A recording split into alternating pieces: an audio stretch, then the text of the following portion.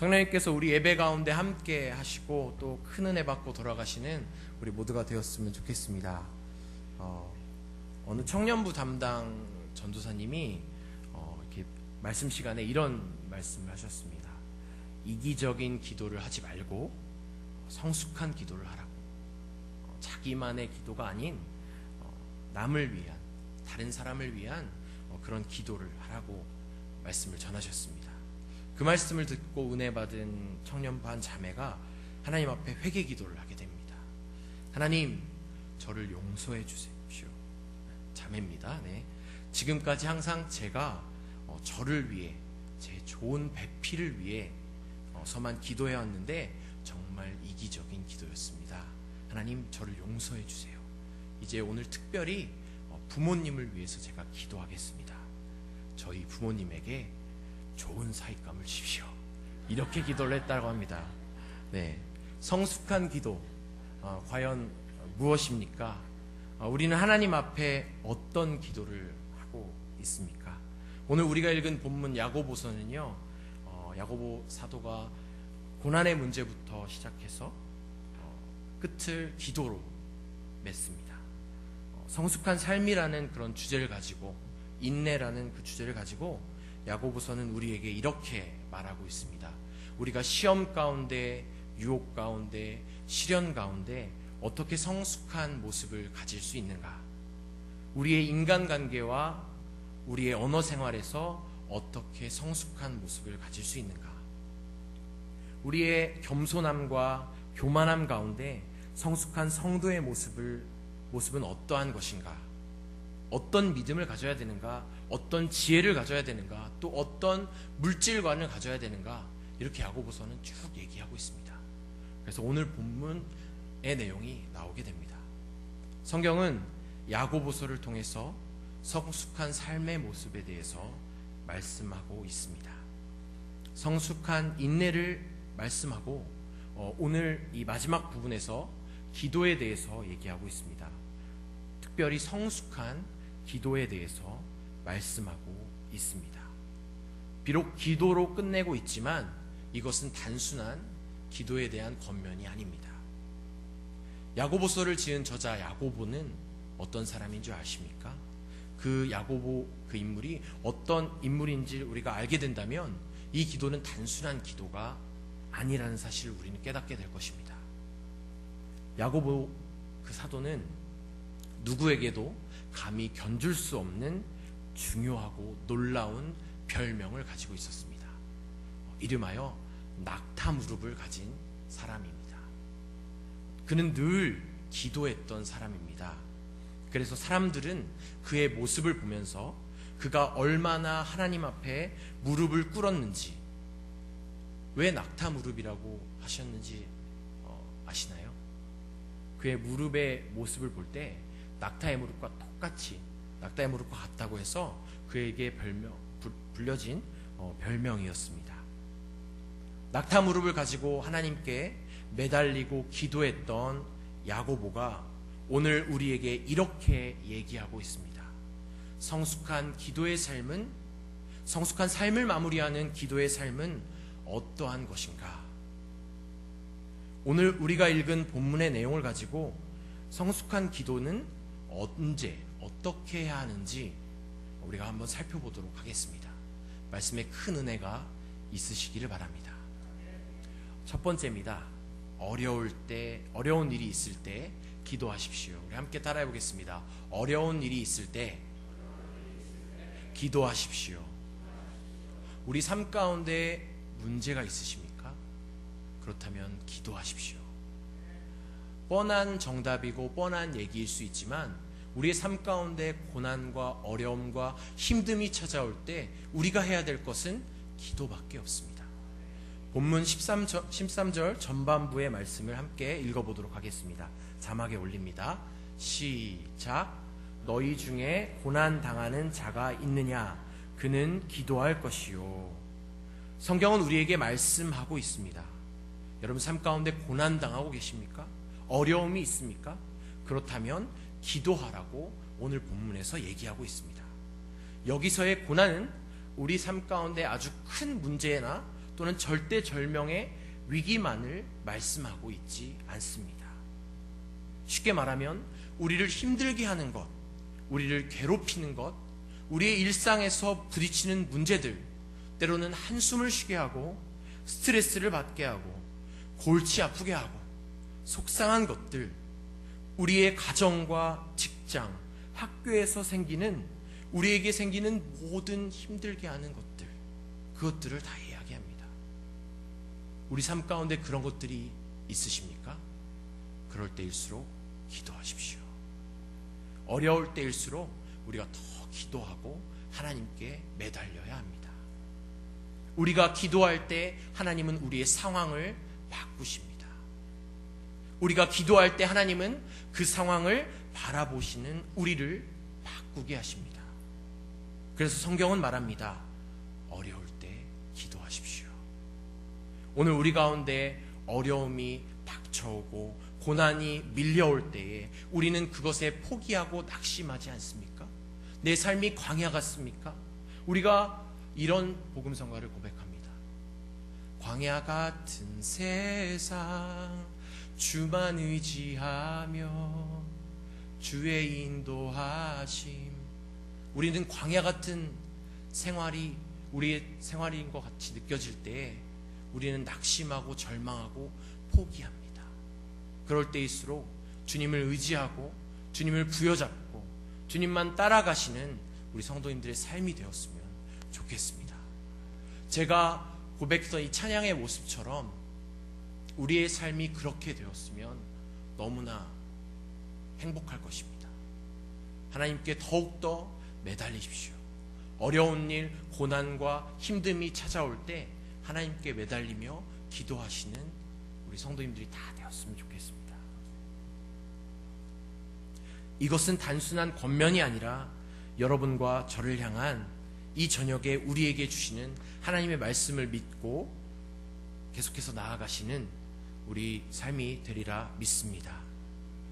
내가 힘든 부분이 있다면 하나님께 기도하라고, 간구하라고, 매달리라고, 주의 이름을 부르라고 성경은 여러분들과 저에게 말씀하고 있습니다. 다시 한번 얘기하지만 어려울 때일수록 기도하십시오. 두 번째, 행복할 때 기도하십시오. 한번 따라해 보겠습니다. 행복할 때 기도하십시오. 우리가 어려움과 힘듦과 고난이 찾아올 때도 기도해야겠지만 우리에게 즐거움과 행복이 찾아올 때도 하나님께 감사할 수 있는 기도를 해야 할 것입니다. 여러분 삶 가운데 감사한 일이 있습니까? 그렇다면 주님을 찬양하십시오. 찬양이 무엇입니까? 하나님께 공을 돌려드리는 것입니다. 우리에게 주시는 감사한 일을 하나님께 다시금 돌려드리는 것, 그것이 바로 찬양입니다. 나의 행복과 나의 즐거움과 나의 만족과 나의 축복이 하나님께 기도하며 찬양한다는 것은 하나님이 하셨습니다. 하나님의 일입니다. 하나님께서 주셨습니다. 하나님께서 가능케 하셨습니다. 이런 고백을 하면서 하나님께 감사하고 그 공로를, 그 인정을 하나님께 드리는 찬양의 기도. 그래서 성경은 말합니다. 행복할 때 기도하십시오. 오늘 우리 삶 가운데 우리를 즐겁게 하는 행복한 이유가 있습니까? 우리의 마음을 따뜻하게 하는 감사의 것들이 있습니까? 그런 일들이 여러분 삶 가운데 생기신다면 하나님께 감사하시고 하나님께 찬양하고 하나님께 기도하시는 우리 성도님들의 삶이 되기를 간절히 축복합니다. 하나님께 그 공을 드리며 주님께서 하셨습니다. 주의 놀라운 일을 높이라고 성경에서는 얘기하고 있습니다. 우리의 삶을 여기까지 인도하신 하나님, 우리와 동행하신 하나님, 앞으로도 우리와 함께 하실 하나님께 언제나 기도하십시오. 감사하십시오. 찬양하십시오. 행복할 때 기도하시는 여러분들이 되었으면 좋겠습니다. 아멘. 세 번째입니다. 아플 때 기도하십시오.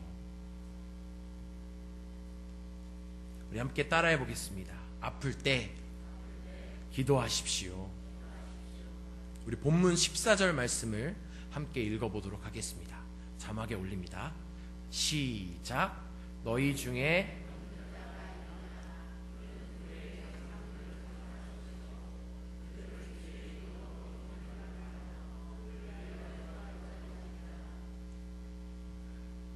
오늘 본문 14절에선 이렇게 얘기하고 있습니다. 너희 중에 병든 자가 있느냐? 성경에 보면 아프다면 기도하라고 이야기합니다. 병든 자가 있다면 저는 기도할 것이라, 교회의 장로들을 청할 것이라고 이 본문에서 이야기하고 있습니다. 여기서 나오는 교회의 장로들은 교회의 영적 지도자들을 이야기합니다. 목회자들을 이야기합니다. 목장교회의 목장들을 이야기합니다. 영적인 목양을 함께하며 우리를 향해 영적으로 보살피는 자들을 불러 우리와 함께 기도하라고 성경은 말씀하고 있습니다. 그 뒤에 보면 주의 이름으로 기름을 바르며 기도하라고 이야기합니다. 이 기름은 하나님의 임재하심을 뜻합니다. 성령의 능력을 뜻합니다. 그런데 오늘 본문 말씀에 있는 이 기름을 붓는 것이 아니라 기름을 바르라고 이야기하고 있습니다.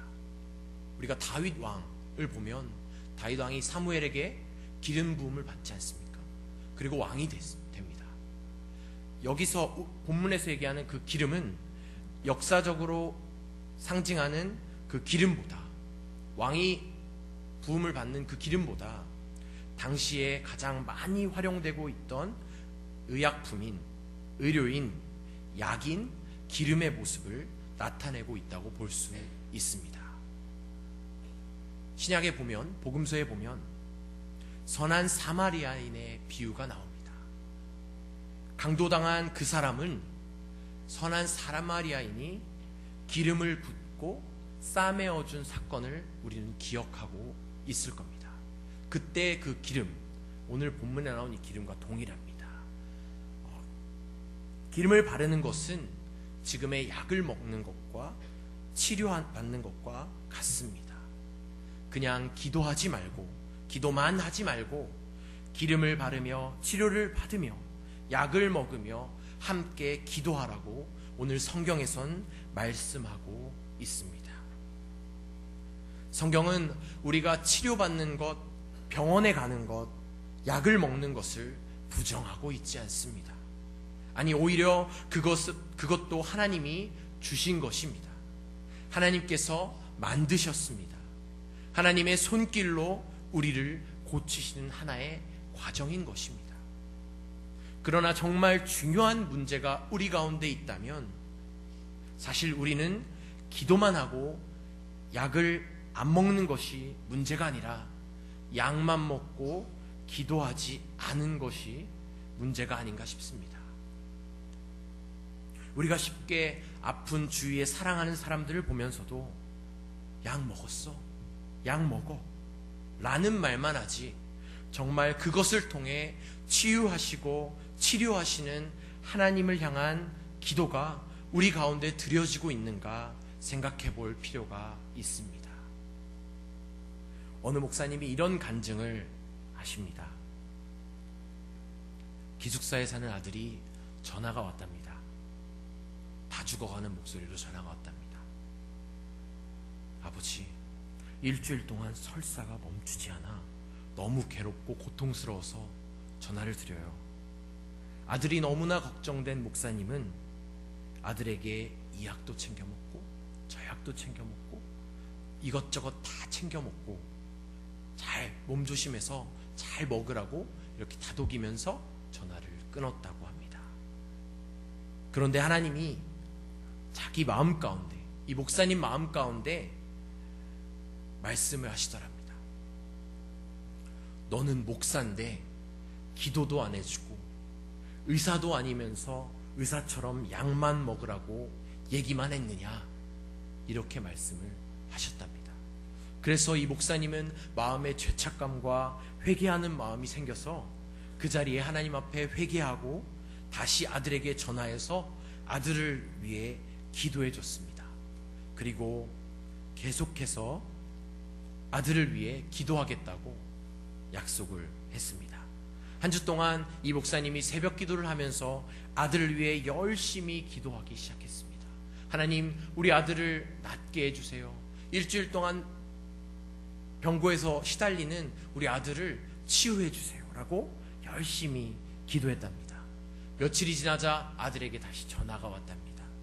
목소리가 훨씬 밝은 목소리로 아들은 아버지 목사님에게 이렇게 얘기합니다. 아빠, 이제 그만 기도해. 나 변비됐어. 이렇게 얘기했답니다. 아플 때 과연 우리는 기도합니까? 타이레놀 먹는 것도 중요하지만 그보다 더 중요한 것은 하나님께서 치유하심을 믿고 기도하시는 여러분과 제가 되기를 바랍니다. 여러분, 아플 때 기도하십시오. 네 번째입니다. 도와줄 때 기도하십시오. 함께 따라해 보겠습니다. 도와줄 때 기도하십시오. 특별히 이 도와줄 때는 남을 도와줄 때를 의미합니다. 우리 본문 19절, 20절 말씀을 함께 읽어보도록 하겠습니다. 자막에 올립니다. 시작. 내 형제들아, 너희 중에 미혹되어 진리를 떠난 자가 누가 너희가 알 것은 죄를 미혹된 길에서 돌아서게 하는 자가 그의 영혼을 사망에서 구원할 것이며 허다한 죄를 덮을 것임이니라. 믿음 가운데 고민하고 괴로워하는 분이 있습니다. 상처를 받았던 어떤 문제 때문에 신앙 가운데 흔들리는 사람이 있습니다. 그런 사람들이 있다면 그들을 제대로 돌아올 수 있도록 우리가 도와준다면, 또한 그들을 마치 구원시키는 것처럼, 그들의 죄를 덮는 것처럼 그것은 놀라운 축복이다라고 이 19절 20절에서 우리가 볼 수 있습니다. 우리 가운데 믿음으로 힘들어하고 신앙 가운데 어려운 분들이 있다면 우리가 그들을 위해서, 그들을 도와주기 위해서 우리가 먼저 그들을 위해 기도해야 합니다. 16절에도 우리가 말씀합니다. 다 함께 우리 16절 전반부의 말씀을 함께 읽어보도록 하겠습니다. 자막에 올립니다. 시작.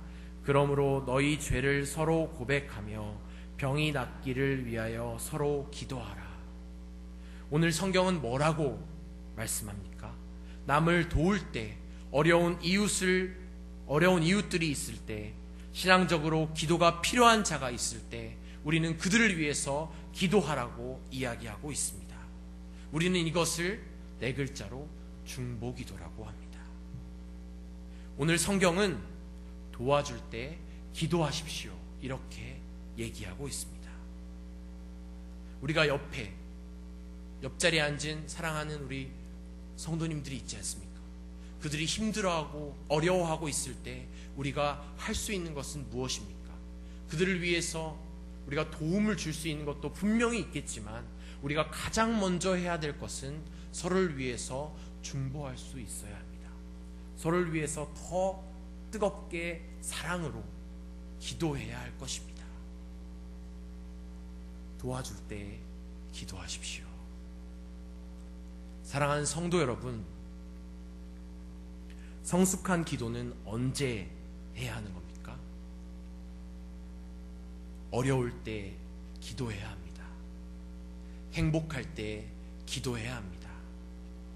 아플 때 기도해야 합니다. 남을 도와줄 때 기도해야 합니다. 다시 이야기하면 데살로니가전서 5장 17절에 나오는 말씀처럼, 무슨 말씀이십니까? 항상 기뻐하라. 네. 쉬지 말고 기도하십시오. 우리가 항상 계속해서 기도해야 합니다. 우리의 삶 가운데 어려운 일이 닥칠 때, 행복할 때, 우리가 아플 때, 남을 도와줄 때, 이것을 종합적으로 얘기해보면 우리가 쉬지 말고 기도하라는 뜻입니다. 계속해서 기도하라는 것입니다. 막힘이 없이 계속해서 기도하라는 것입니다.